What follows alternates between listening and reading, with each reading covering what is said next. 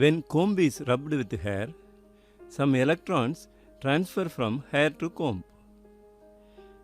Lightning is actually a gigantic electrical discharge between two charged clouds or between a cloud and earth. Static charges exist in this nature in different places. Is it possible to collect and store these charges? What happens when stationary charges start accumulating in a region? Let us learn in this video. In the year 1929, American physicist Robert J. Van de Graaff gave a solution by designing a machine which collects static charges and produces a large amount of electrostatic potential difference up to 10 power 7 volts. This Van de Graaff generator works on two principles: electrostatic induction and action of points. Electrostatic induction is a process of generating static electricity in a material without touching it. The electric charges on the surface of a charged object do not necessarily spread out evenly. They accumulate more at the sharper areas than at flatter areas. The leakage of electric charges from the sharp points of the charged conductor is known as action of points. Now let us see the construction of Van de Graaff generator. A large hollow spherical conductor A is fixed on the insulating stand. A pulley B is mounted at the center of the hollow sphere and another pulley C is fixed at the bottom. A belt made up of insulating materials like silk or rubber runs over both pulleys. The pulley C is driven continuously by the electric motor. Two comb-shaped metallic conductors D and E are fixed near the pulleys. The lower comb D is maintained at a positive potential of 10 power 4 volt by a power supply. The upper comb is connected to the inner side of a hollow metallic sphere. Working of a Van de Graaff generator. There is high electric field near the comb D, so air between the belt and comb D gets ionized due to the action of points. The positive charges are pushed towards the belt and the negative charges are attracted towards the comb D. The positive charges are stick to the belt and they move up. When the positive charges are reached to the comb E, because of the electrostatic induction, comb E acquires negative charge and sphere acquires positive charge. The acquired positive charge are distributed on the outer surface of the hollow sphere. At the same time, the negative charges produced due to the corona discharge nullify the positive charges in the belt before it passes over the pulley. When the belt descends, it has almost no net charge. At the bottom, it again gains large positive charge. The belt goes up and delivers the positive charge to the outer surface of the sphere. This process continues until the outer surface produces the potential difference of the order 10 power 7 volt, which is the limiting value. We cannot store charges beyond this limit since the extra charges start leaking to the surroundings due to the ionization of air. The leakage of charges can be reduced by enclosing the machine in a gas-filled steel chamber at very high pressure. The high voltage produced in Van de Graaff generator is used to accelerate positive ions for the nuclear disintegration and other applications.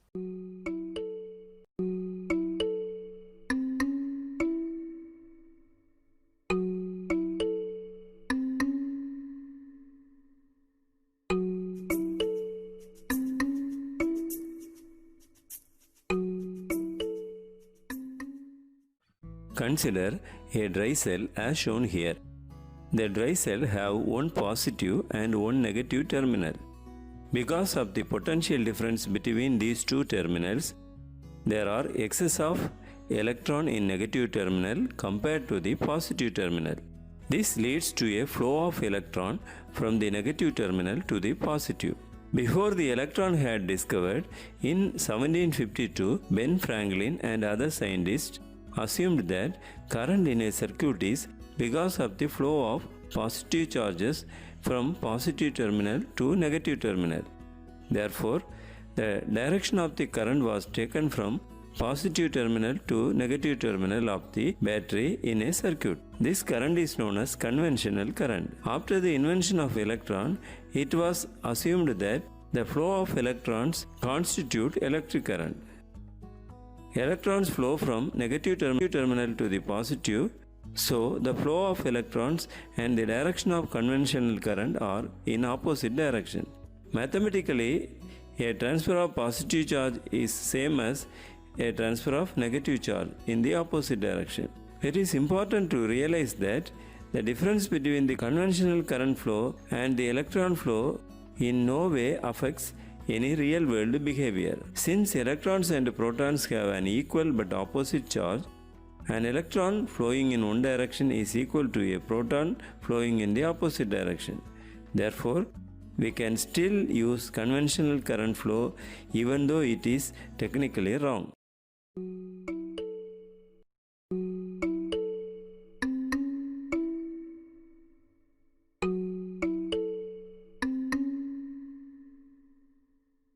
When a current-carrying conductor is placed in a magnetic field, the magnitude of the force experienced by the wire is given by F equal to IL cross B.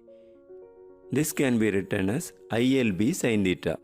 The direction of the force is given by Fleming's left-hand rule. Now let us discuss on the forces acting on a rectangular loop which is kept in a uniform magnetic field B. Let us consider a rectangular loop PQRS of length L and breadth B. Here, the plane of the loop is parallel to the magnetic field. If we connect the loop with a battery source, the current flowing in the direction PQRS. Let B is the magnetic field, I is the constant current. Let the loop PQRS divided into 4 sections PQ, QR, RS and SP. The forces on each section can be calculated as follows. The direction of the current in PQ loop is perpendicular to the direction of the magnetic field. So, theta equal to 90 degree, F PQ equal to BIL sin 90. Since sin 90 equal to 1, F PQ can be written as BIL. This can be taken as equation 1. Using Fleming's left-hand rule, force is acting downwards with respect to the plane of the loop. The direction of the current in QR of the loop is parallel to the direction of the external magnetic field. So, theta equal to 0, FQR equal to BIB sin 0. Since sin 0 equal to 0, FQR equal to 0. This can be taken as equation number 2. Therefore, the magnitude of the force acting on the arm QR is 0. The direction of the current in RS of the loop is perpendicular to the direction of the external magnetic field. That is theta equal to 90 degree, FRS equal to BIL sin 90. Since sin 90 equal to 1, FRS equal to BIL. This can be taken as equation number 3. Using Fleming's left-hand rule, the direction of the force is upwards with respect to the plane of paper. The direction of the current in SP of the loop is parallel to the direction of the external magnetic field. Here, theta equal to 180 degree. Therefore, the magnitude of the forces FQR and FSP equal to 0. The magnitude of the force FPQ and FRS are equal in magnitude and opposite in direction, also acting in different line. Since the force FPQ and FRS are non-collinear and separated by a perpendicular distance b, these two forces result in turning the loop. The torque produced due to these forces equal to 1 of the force into perpendicular distance, that is BIL into B. Length into breadth can be taken as area. Therefore, the net torque equal to tau equal to BIA. The net torque rotates the loop in the anti-clockwise direction. Now consider another case in which the external magnetic field makes an angle theta with the area vector. Here also the angle between the direction of the current in PQ of the loop is perpendicular to the magnetic field. Therefore, F PQ dash equal to BIL sin 90, F PQ dash equal to BIL. This can be taken as equation number 5. In case of arm QR, the length QR is not perpendicular to the direction of the magnetic field. Area vector makes an angle theta with the magnetic field. Hence, angle between the magnetic field and current through QR is 90 minus theta. Then force on QR equal to F QR dash equal to BIB sin 90 minus theta. Sin 90 minus theta is cos theta. Therefore, F QR dash equal to BIB cos theta. This can be taken as equation 6. Angle between magnetic field and current through RS equal to 90 degree.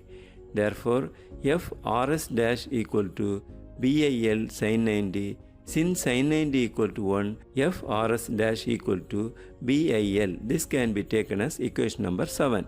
In the same way, the angle between magnetic field and current through SP makes an angle 90 minus theta. F SP dash equal to BIB sin 90 minus theta. Sin 90 minus theta is cos theta. Therefore, F SP dash equal to BIB cos theta. This can be taken as equation number 8. Here, FQR dash and FSP dash are equal in magnitude and act along same line. So they are collinear, they cancel with each other. So there is no net force because of FQR dash and FSP dash.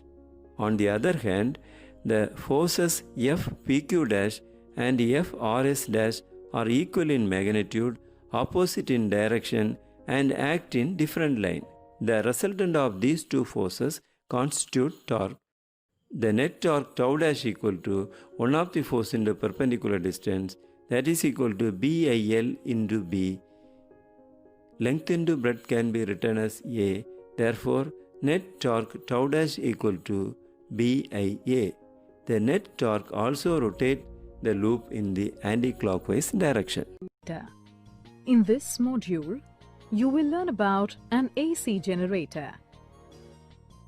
An AC generator is an electric generator that converts mechanical energy to electrical energy in the form of an alternating EMF or alternating current. Working principle of an AC generator. An AC generator works on the principle of electromagnetic induction. In electromagnetic induction, when there is a relative motion between a coil and a magnetic field, an electric current or EMF is induced in the coil. Parts of an AC generator. An AC generator has an armature ABCD. It is a rectangular coil with many turns wound around a soft iron core. A shaft. It can be rotated rapidly.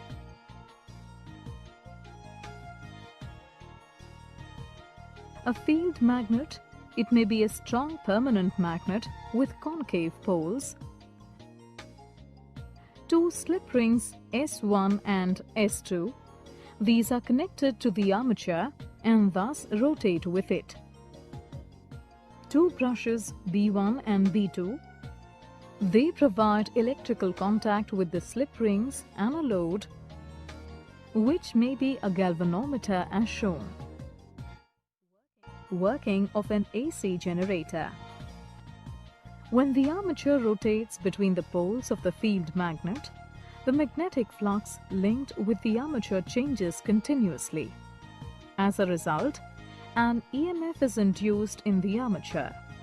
This in turn produces an electric current through the armature and the galvanometer and through the slip rings and the brushes. Note that the galvanometer needle swings between the negative and positive values. This means that an alternating current is flowing through the galvanometer.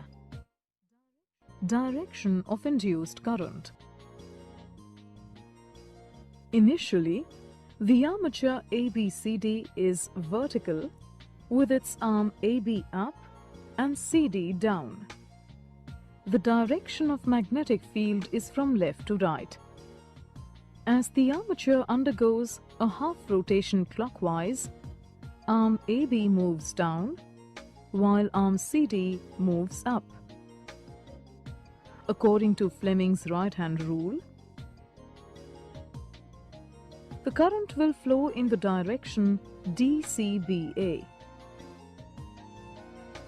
So, the current will flow from B1 to B2 through the galvanometer. Now during the next half rotation, arm AB moves up while arm CD moves down. Again by Fleming's right-hand rule, current will flow in the direction ABCD,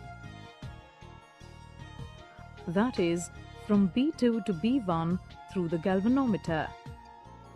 Thus, the induced current changes its direction every half rotation.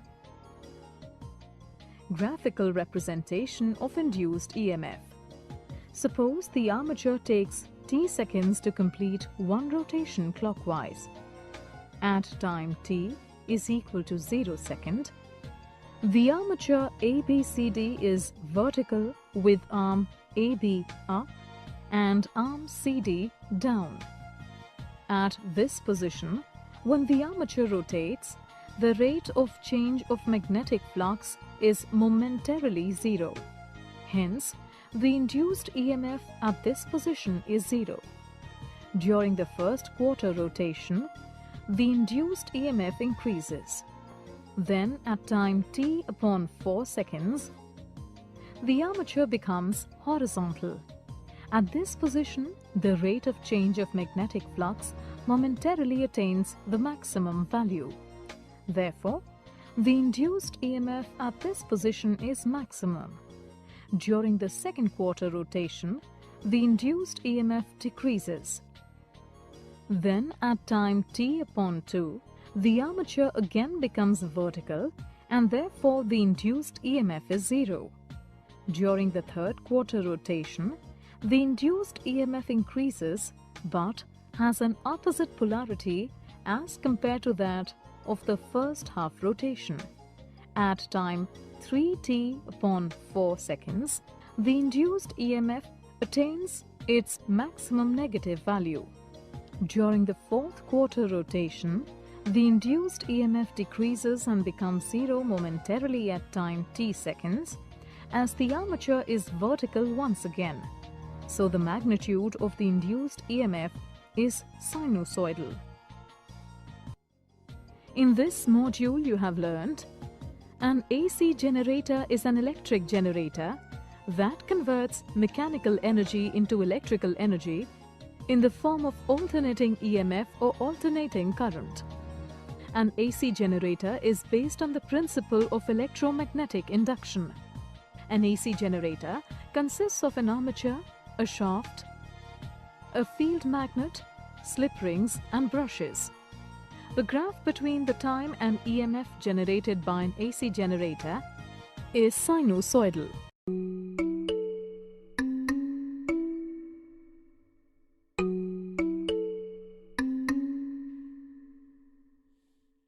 If an electric charge Q of mass m enters into a region of uniform magnetic field B with a velocity v, then the path of the particle is a helix.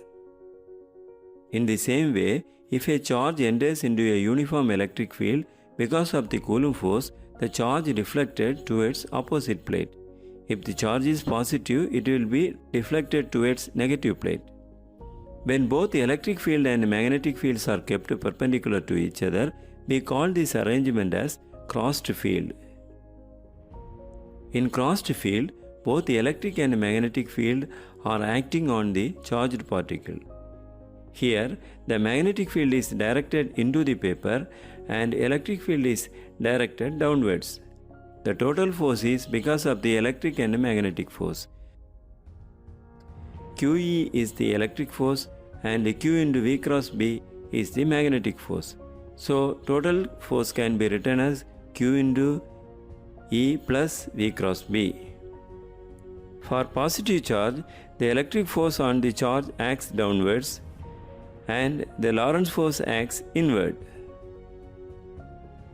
The electric force is given by QE, magnetic force is equal to B into Q V0.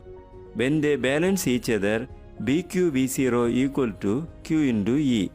From this equation, V0 can be written as E by B. It is very interesting to see that this velocity V0 is independent of mass and charge. The deflection of the charged particle is based on the velocity of the charged particle. If the velocity of the incoming charge is greater than V0, the charged particle deflects upwards. If the velocity V is less than V0, the charged particle deflects in the direction of the Coulomb force, that is towards the downwards. If the velocity V is equal to V0, no deflection takes place and the particle moves in straight line. So, by proper choice of electric and magnetic fields, the particles with a particular speed can be selected. Such an arrangement of field is called velocity selector. It is used in devices like accelerator, mass spectrometer to select particles based on their speed.